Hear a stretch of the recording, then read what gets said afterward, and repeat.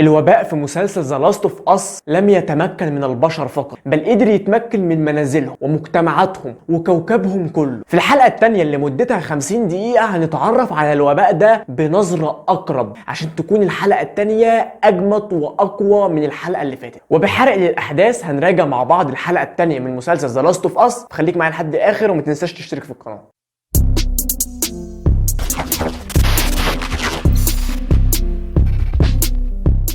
بداية الحلقة الثانية كانت بداية مثالية جدا لما سيدور من أحداث في هذه الحلقة. بداية مثالية عشان بكل بساطة رجعت فلاش باك لسنة 2003، سنة اندلاع الوباء، وفهمتنا أكتر عن طبيعة الوباء ده في ذهول من الحكومة الإندونيسية ومن عالمة الفطريات في جامعة في إندونيسيا إن إزاي الفطريات قدرت تتكيف جوه الإنسان. وعايزك تربط هنا الأحداث مع بعض وترجع للحلقة الأولى وتفتكر لما كان جول بنته سارة واخوه تومي قاعدين يفطروا مع بعض وسمعوا في الراديو ان في اعمال شغف في اندونيسيا، وكانوا مفكرين ان الاعمال الشغف دي مجرد هجمات ارهابيه، لكن ما كانوش يعتقدوا ان هي انتهاء لكوكبهم. وعايزك كده تفتكر برضو بدايه الحلقه الاولى. البدايه بتاعت الحلقه الثانيه عمرها ما كانت هتكون مثاليه غير بالانترو والبدايه الرهيبه بتاعت الحلقه الاولى. والمسلسل عموما كان في برنامج التسعينات جايبين 2 علماء، عالم فيروسات وعالم فطريات، وبيناقشوا ايه اخطر وباء ممكن يجي على البشرية، عشان في الاخر عالم الفطريات يقنعنا ان الوباء الفطري لو قدر يتكيف مع البيئة اللي حواليه ويتمكن من الانسان هيكون هو اخطر وباء في تاريخ البشرية. وبعد عشرات السنين كلام العالم ده يتحقق فعلا بعد ما فطر كورديسيبس قدر يتمكن من البشر وينتشر جواه. وهو ده برضو اللي بيوضحه انترو المسلسل عموما. لو انت ركزت فيه هتلاقي زي فيه كده خيوط متشابكة بتمشي شكلها غريب كده، دي مش خيوط، ده هو فطر اللي قدر يتمكن من كل حاجة وينتشر بسرعة البرق. لكن يا عزيزي الحاجة الحلوة عمرها ما هتفضل حلوة على طول، والحاجة الوحشة عمرها ما هتكمل وحشة على طول. ففي اخر الانترو لو ركزت هتلاقي فيه نور ظهر وفي شخصين ظاهرين في اخر ثانية في الانترو، وده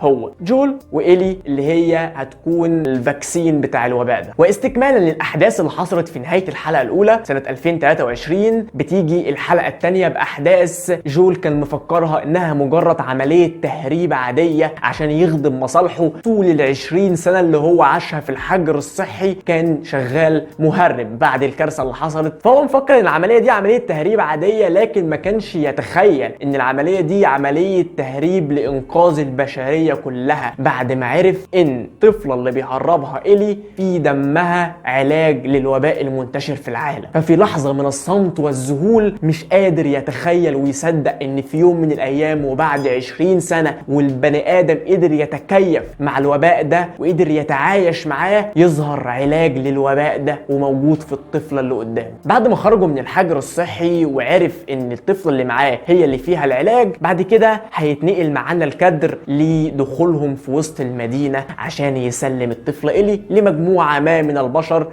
هنعرفها اكتر في الحلقات اللي جاية. وهنا بقى انا عايز اتكلم في النقطة دي عن قوة السي جي اي في المسلسل ده. انا كنت مستني اللقطة دي. لقطة ايه؟ لقطة ان هو يجيب لي كادر المدينة والخراب منتشر فيها ويبين لك قد ايه الفطر ده قدر يتغول في كل حاجة في المدينة. كل حاجة كانت ملك للبشر تحولت للطبيعة. انتشار الفطريات جوه ناطحات السحاب المتساقطة على بعض، انتشار الحشرات والفطريات والطيور جوه منازل البشر نفسهم. سي جي اي كان جامد جدا يا جماعة، يعني حسسك للحظة من الوقت ان انت عايش في جوه المسلسل. وبعد كده بنشوف ابطال المسلسل ماشيين في وسط المدينة دي، والطفلة إيلي بتكتشف ايه اللي حصل. هي كلها عندها 14 سنة، اول مرة اصلا تخرج بره الحجر الصحي، فبتكتشف ونحن معها ايضا نكتشف الخراب اللي في المدينة. ومن خلال الاكتشافات دي والاحداث اللي حصلت دي والحوارات بين الشخصيات قدرنا نعرف معلومة مهمة جدا، ان الوباء ده متصل ببعضه. يعني لو انت مثلا موتت زومبي في المنطقة دي، الزومبي التاني هيحس بيك وهيجيلك. يعني لو انت مثلا برضو في فطر على الارض دوست عليه، الفطر ده هيحرك زي احساس كده او الاعصاب عند الزومبي التاني وهيجولك على طول. فده خلق عندي نوع من الحماس. هو مش مجرد زومبي عادي،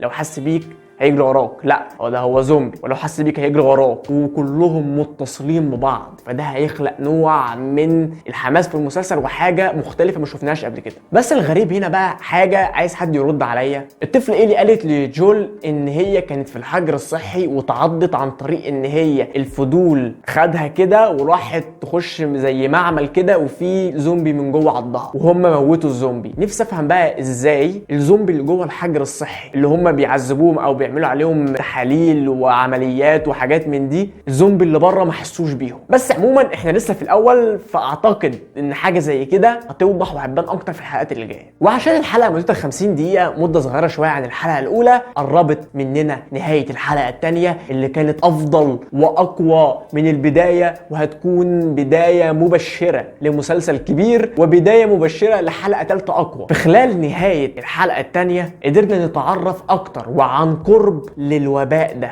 قدرنا نشوف مواجهات بين ابطال المسلسل والزومبي اللي سيطر عليهم الوباء. الزومبي اشكالهم مختلفه، في شكل ما تمكنش منه الوباء قوي، الملامح البشريه العاديه لكن ادراك وعقل مفيش، وفي زومبي تاني ملامحهم البشريه مشوهه، قدر الوباء والفطر يتمكن منهم، ودول اللي هم اقوى، دول الاسرع، اعتقد ما بيموتوش بسهوله غير الزومبي التاني. اعتقد حاجه زي كده ممكن نعرفها اكتر في الحلقات الجايه. قدرنا برضو نشوف المواجهات دي بين ابطال المسلسل والزومبي في المتحف وفي مبنى الحكومه، مبنى الحكومه اللي هم راحوه ولقوه فاضي وكل الناس اللي فيه ميتين، الناس اللي هم المفروض هيستلموا منهم الطفله إيلي اللي فيها العلاج لهم كلهم ميتين، قدر الوباء يوصل لهم. تفتكر معايا كده في نص الفيديو كنت قلت لك ان الزومبي كلهم متصلين ببعض؟ انا ما كنتش متخيل ازاي دي ممكن تحصل، لحد وفي نهايه الحلقه الثالثه جول يموت زومبي منهم، الباقيين يحسوا بيه ويجولهم عن طريق ان الفطر اللي في الارض هيدخل في جسم الزومبي اللي ميت فيربط بالفطر اللي فيه الجروب بتاع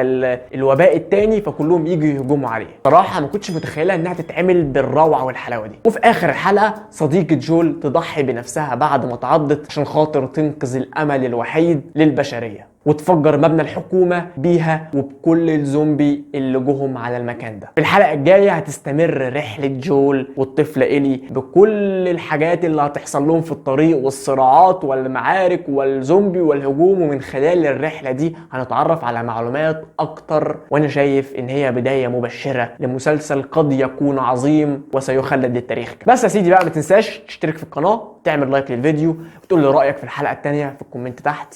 والله سلام.